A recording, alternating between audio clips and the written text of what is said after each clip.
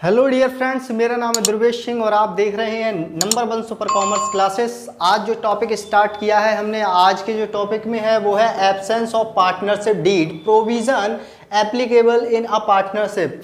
जब partnership deed में कुछ चीज़ें लिखने से छूट जाती हैं तो कौन कौन सा रूल अप्लाई होते हैं इंडियन पार्टनरशिप एक्ट 1932 के अकॉर्डिंग, उन्हें हम देखते हैं। एब्सेंस ऑफ पार्टनरशिप डीड के जो कुछ रूल्स हैं ये बहुत इंपॉर्टेंट होते हैं हमारे पार्टनरशिप के क्वेश्चन के लिए।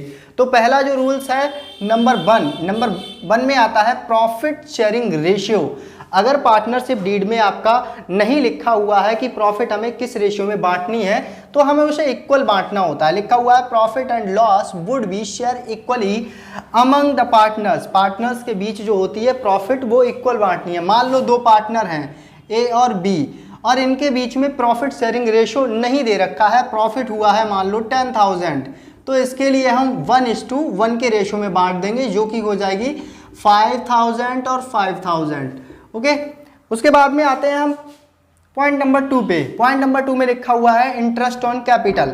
इंटरेस्ट ऑन कैपिटल इसका मीन्स है कि हमारी जो पूंजी है उस पर ब्याज हमारे लिए प्राप्त होगा या नहीं होगा। तो इसमें लिखा हुआ है no interest on capital would be allowed to partners.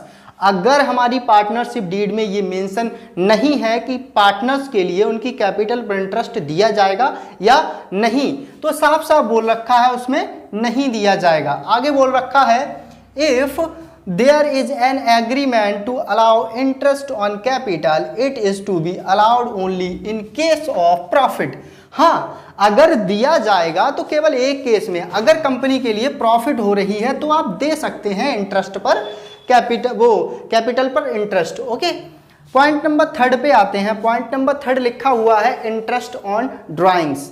तो इसमें जब पार्टनर्स के लिए ये पार्टनरशिप डीड में नहीं लिखा हुआ है कि ड्राइंग्स पर पार्टनर्स से इंटरेस्ट लिया जाएगा या नहीं लिया जाएगा, तो साफ साफ यहाँ पे मेंशन है no interest on drawings would be charged from partners. Partners के द्वारा कोई भी इंटरेस्ट चार्ज नहीं किया जाएगा। पॉइंट नंबर 4 पे आते हैं। अगला पॉइंट है हमारा 4 पॉइंट है सैलरी। तो सैलरी के बारे में बोल रखा है कि सैलरी पार्टनर्स को दी जाएगी या नहीं। ये सब सारी वो बातें हैं जब पार्टनरशिप डीड में लिखने से छूट जाती हैं, उसके बाद में कौन कौन से रूल अप्लाई होंगे वो बातें यहाँ पे बोल रखी हैं। तो सबसे पहले बात आती है यहाँ पे पॉइंट नंबर 4 की सैलरी की।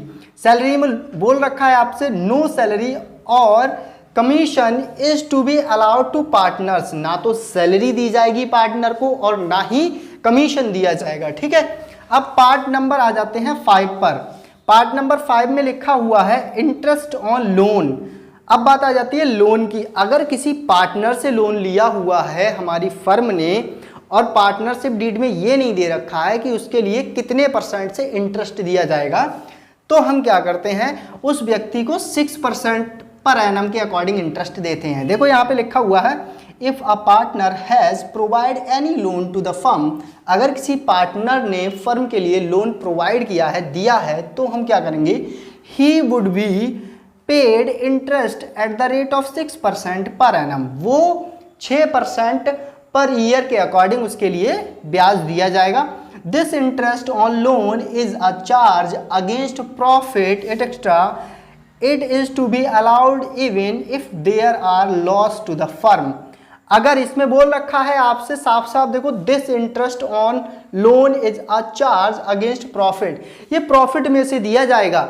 अगर आपके लिए हो रहा है loss, it is to be allowed even loss or losses to them the firm. अगर आपके लिए लॉस हो रहा है तब भी आपको प्रॉफिट जो इंटरेस्ट है वो तो देना ही देना है। ठीक है, आगे बात आ जाती है पॉइंट नंबर 6 की। पॉइंट नंबर 6 में बोल रखा है admission of a new partner. नए साझेदार का जब एडमिशन होता है या नया साझेदार आपकी फर्म में एंटर होता है तब हम क्या करते हैं a new partner can be admit only with the consent of all existing partner. जितने पार्टनर हैं फर्म में, अभी रिमेनिंग जितने पार्टनर या ओल्ड पार्टनर हैं, उनकी सबकी सहमति होनी चाहिए, उसके बाद में ही कोई न्यू पार्टनर फर्म में आ सकता है। ओके, लास्ट पॉइंट रह जाता है हमारा। लास्ट पॉइंट है जिसमें हम बोलते हैं inspection of the accounts of the firm. तो फर्म का इंस्पेक्शन का मतलब चेकिंग है, कौन कौन पार्टनर कर सकता है। तो यहाँ पे बोल रखा है each partner has the right to inspection the account of the firm and can have a copy of the same. ये कह रखा है फर्म का प्रत्येक पार्टनर इसका इंस्पेक्शन कर सकता है और प्रत्येक पार्टनर अपने पास में एक कॉपी रख सकता है बुक्स ऑफ अकाउंट की। ओके, तो ये हमारा हो गया पार्टनरशिप। पार्टनरशिप में absence of partnership deed provision applicable in the partnership. इसको लिए आप नोट कर लीजिए या इसका स्क्रीनशॉट ले लीजिए और हमारे चैनल के लिए सब्सक्राइब कर दें, लाइक कर दें, अपने दोस्तों के साथ शेयर कर दें। और इससे पहले कि हमारी पार्टनरशिप की वीडियो को आपने नहीं देखा है तो हमारी सीरीज़ में जाइए, आप सीरीज़ में प्लेलिस्ट में आपको मिल जाएगा, पार्टनरशिप की एक सीरीज़ आई हुई है, उसे आप जाके देखिए, 100% आपको समझ में आ जाएगा। Thank you for watching this video, take care.